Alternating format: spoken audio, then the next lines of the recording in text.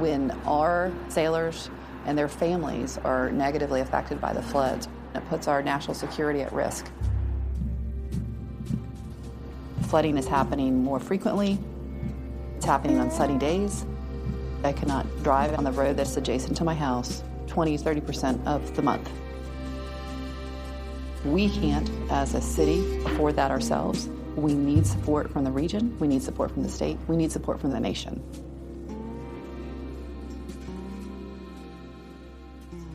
That is the voice of Andria McClellan, who is a city councilor in the City of Norfolk, Virginia, in the Hampton Roads region, speaking in our film Tidewater in 2017 about the national security challenges of sea level rise in the Hampton Roads region and what that means for the country. I'm Roger Sorkin, and welcome to the American Resilience Podcast from American Resilience Project, where we make films that are designed to influence public policy, inspire behavioral change, and strengthen civilizational security. Councilor McClellan has been working tirelessly on flooding resilience and adaptation issues in the Hampton Roads region, and she joins us today to give us a sense of how things are going. Andria McClellan, thank you for joining us. It's great to talk with you again. Thanks, Roger. So when we first met with you and filmed Tidewater in the fall of 2016, you had just been elected to the City Council a few months before, and you were speaking at a commission meeting expressing frustration about the lack of action around flooding and resilience. So it's been 6 years since the film came out. How's Hampton Roads doing, and what kind of progress can you tell us about? So, interestingly, you were filming Tidewater at one of the very first meetings that I attended for the Hampton Roads Planning District Commission, and it was right after Hurricane Matthew had devastated Virginia Beach, and we were voting on our regional legislative agenda. And nowhere in that agenda did it include any information or legislation related to flooding, which is incredibly ironic to me. And I call it out in the film.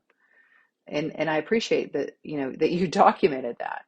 So fast forward, here we are, 2022. I am now chair of the Hampton Roads Planning District Commission.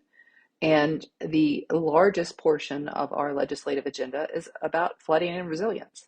So, at the end of the day, we've made great strides. We've been able to unanimously, amongst all 17 municipalities, adopt sea level rise standards that we've all agreed to: 1.5 feet of sea level rise by 2050, 3 feet by 2080, and 4.5 to 5 feet by 2100. I think those are probably still conservative, sadly, but we've all decided to get in on this. I've just left the Hampton Roads Planning District Commission meeting earlier today, where we had an incredible discussion about Army Corps 3x3x3 flooding studies, which Norfolk has completed, Virginia Beach is in process, and how other communities can get involved, and basically asking the question, how can we as a region and how can our localities fund these huge projects that are required to deal with this existential threat of flooding? So things have definitely changed. We've also, the City of Norfolk received earlier this year $400 million in an appropriation from the Army Corps for our coastal storm risk management plan, which is huge. The challenge, however, is that to unlock these federal dollars, we're required to have a 35% non-federal match. And that means, so our entire Army Corps project is about $1.8 billion with a B, $1.8 billion. And that 35% non-federal match looks like about a little over $600 million. The City of Norfolk can't fund that ourselves. So we were really looking for our state partners to get involved. So right now, yes, we've done a great job locally. We're doing a pretty good job regionally. What we're not seeing is the current administration getting in and helping us at the state level. So we've got to have local, regional, state, and federal participation to address this. So one of the things that always fascinated me about Hampton Roads, and which drew our attention to the region to film Tidewater, in addition to the national security implications of flooding, is the fact that there are so many jurisdictions, independent jurisdictions, that have to be at the table for anything to get done. Tell us a little bit about the region and the unique governance challenges that you face. So the Hampton Roads region consists of 17 municipalities, so about 1.8 million people, pretty large and significant area. We have one of the busiest ports on the East Coast. We have sea level rise elements that are, some of the most significant risk. We're second only to New Orleans in terms of flooding risk. We have the largest military base in the world. We actually have the largest concentration of military and federal assets in the country right here. And, it's the challenge is working regionally when each jurisdiction operates separately. So how we tax in Norfolk versus Virginia Beach versus Portsmouth or Newport News or Hampton, they're all very different.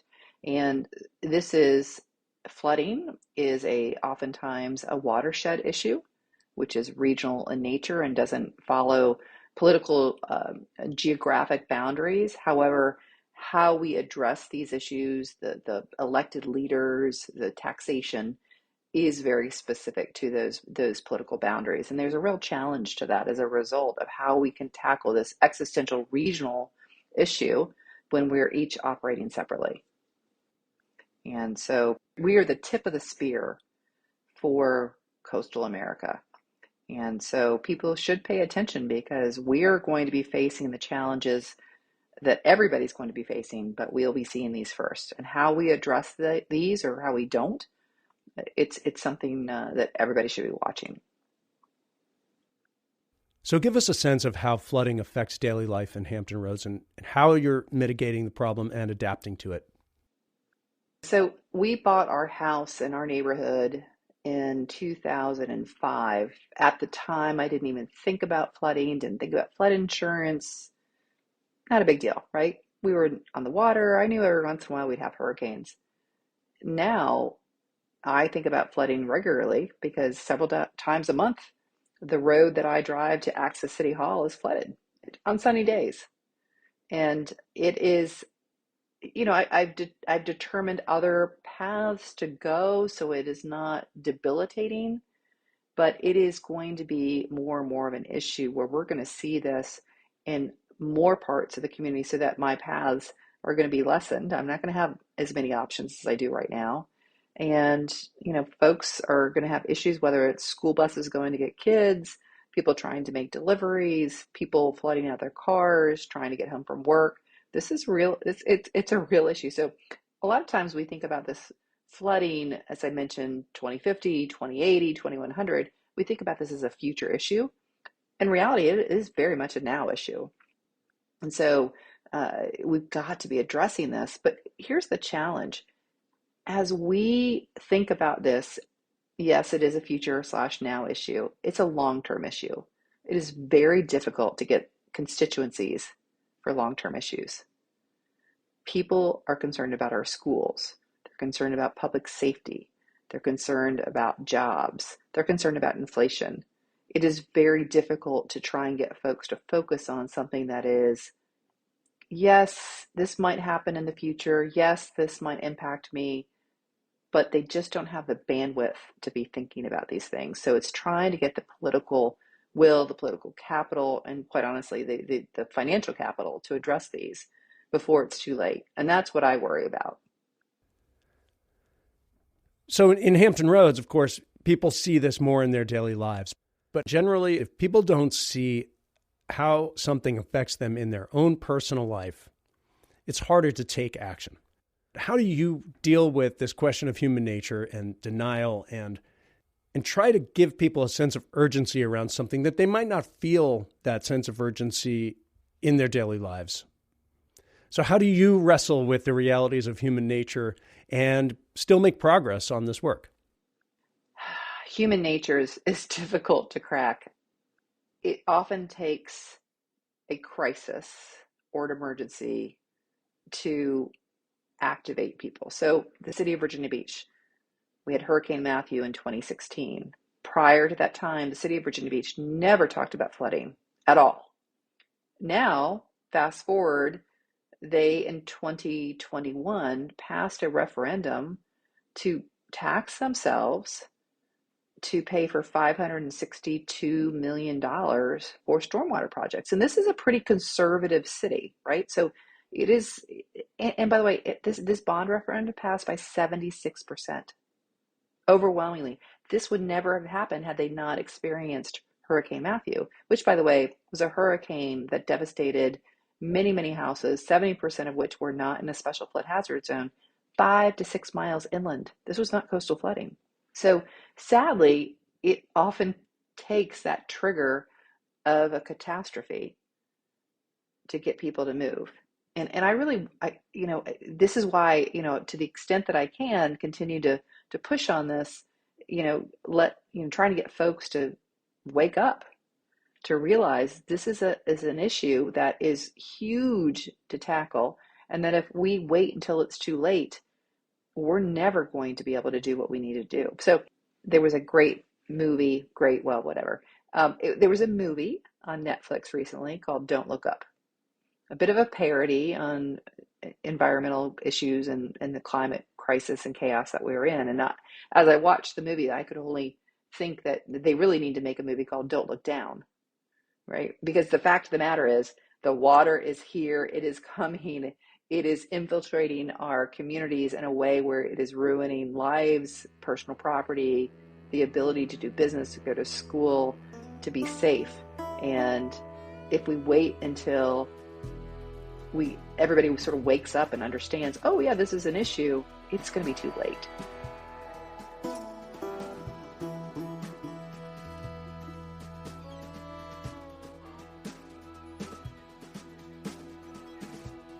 You're listening to the American Resilience Podcast from American Resilience Project. I'm Roger Sorkin, the director of the American Resilience Project.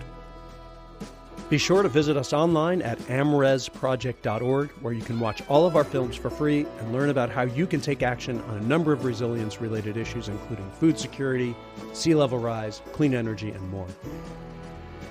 American Resilience Project is a nonprofit. We make all of our films available to watch for free. You can go to our website, amresproject.org, and please consider supporting our work with a tax-deductible donation.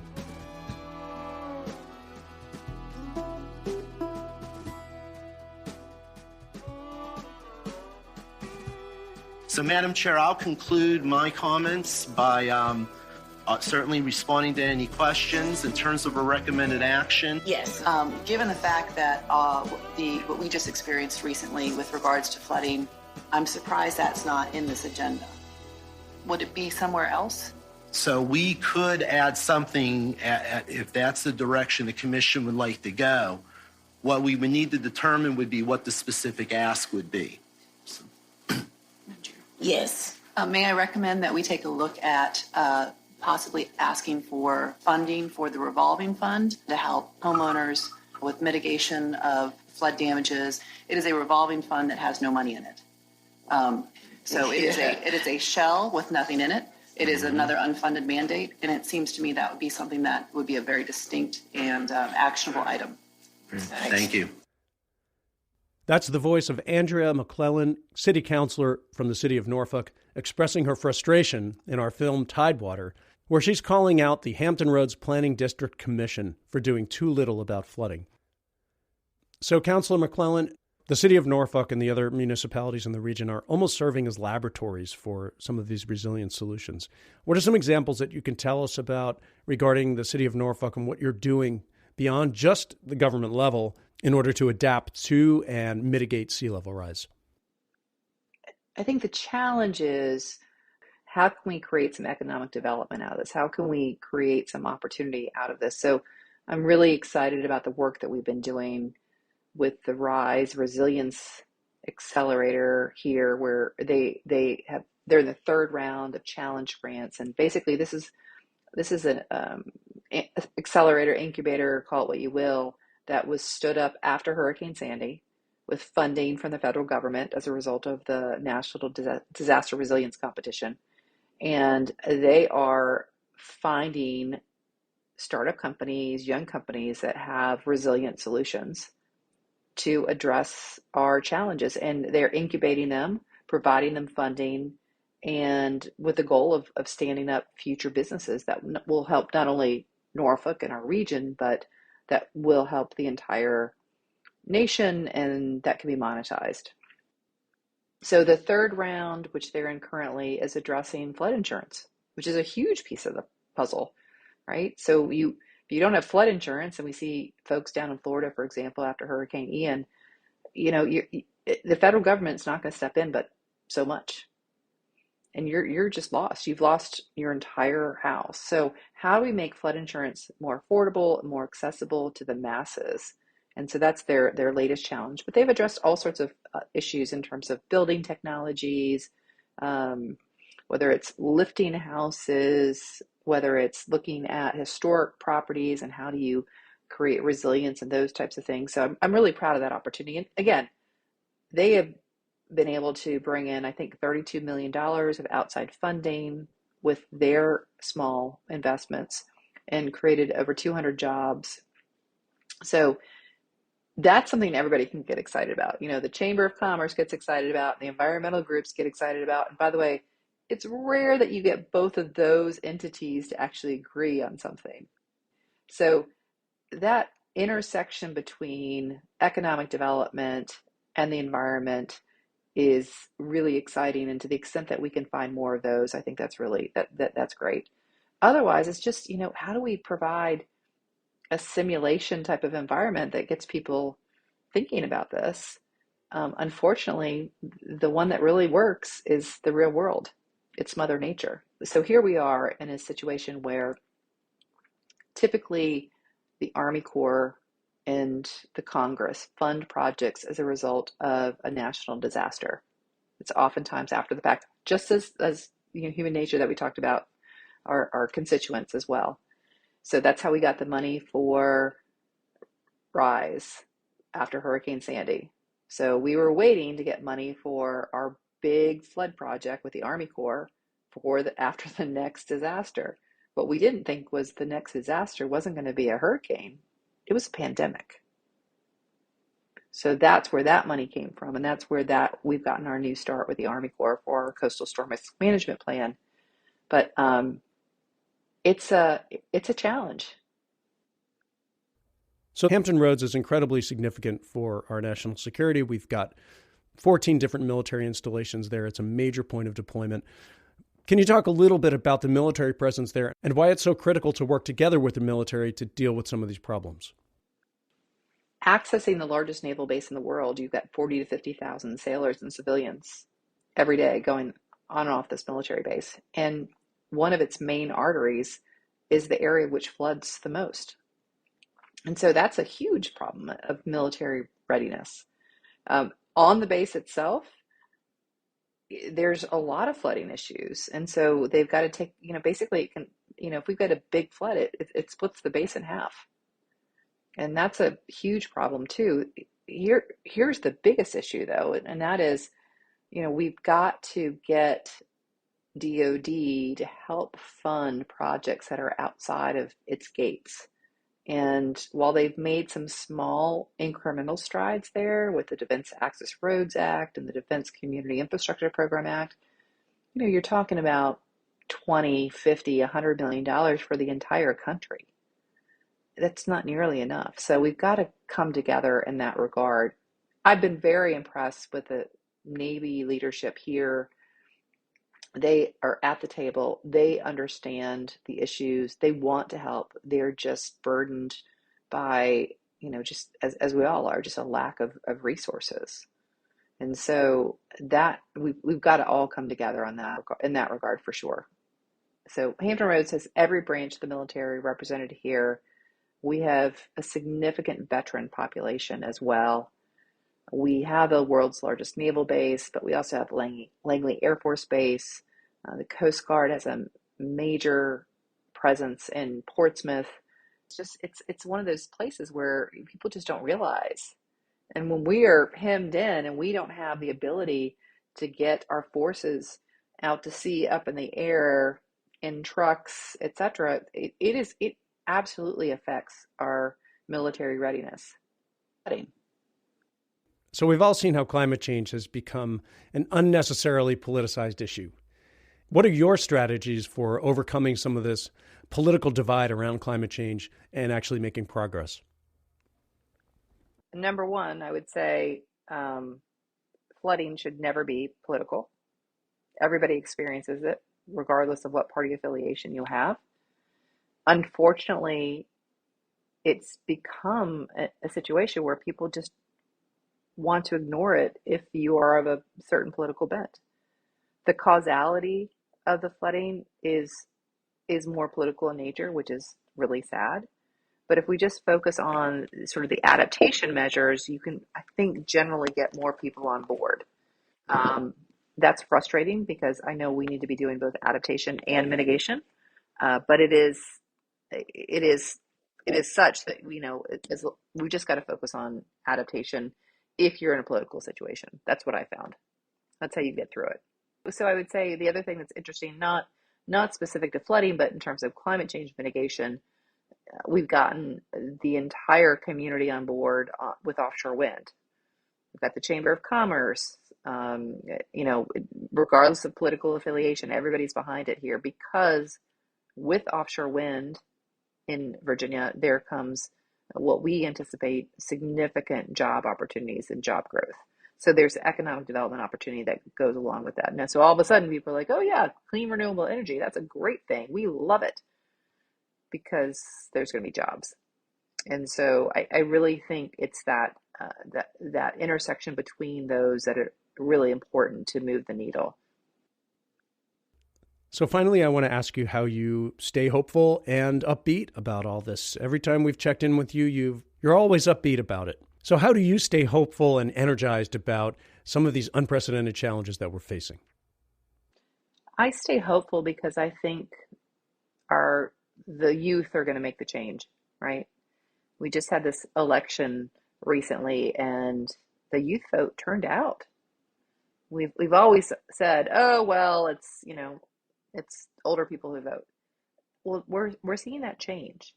And I think the way to make this change is to make sure, Gen Z, millennials, that they're educated and they understand and they are going to make the change. So that makes me hopeful that they're there on the front lines, they understand the issues, they're making changes in their lives, whether it's, they're eating less meat, they're driving electric vehicles, they're composting, they're just doing the work. And, I'm really proud of this generation. I'm a Gen Xer and, my generation, we just focused on ourselves, and look where we are. It didn't work out too well. For us, it was what's going on with our families and our jobs and the role to figure it all out. And they, millennials and Gen Z are like, y'all let us down. And now they're having to step up. So I am hopeful because I think this next generation is going to make a difference. What I worry about, though, is it too little too late?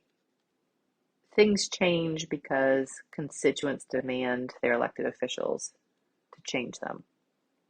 So we lead, but we will always lead as a result of what we're hearing from our constituents.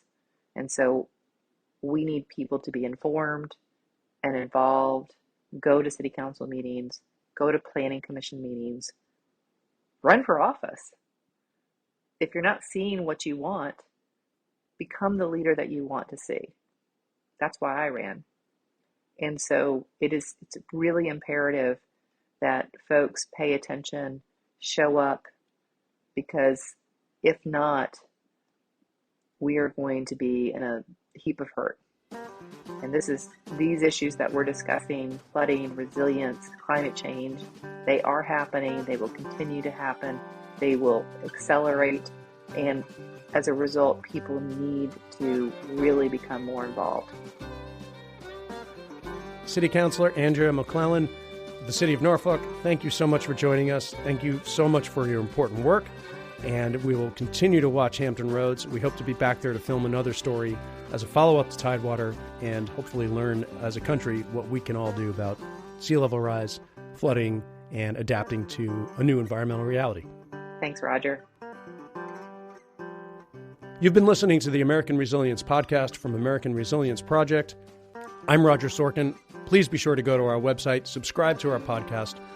Please also do leave a review. That helps us get noticed. Thank you again for joining us, because civilization deserves a fighting chance.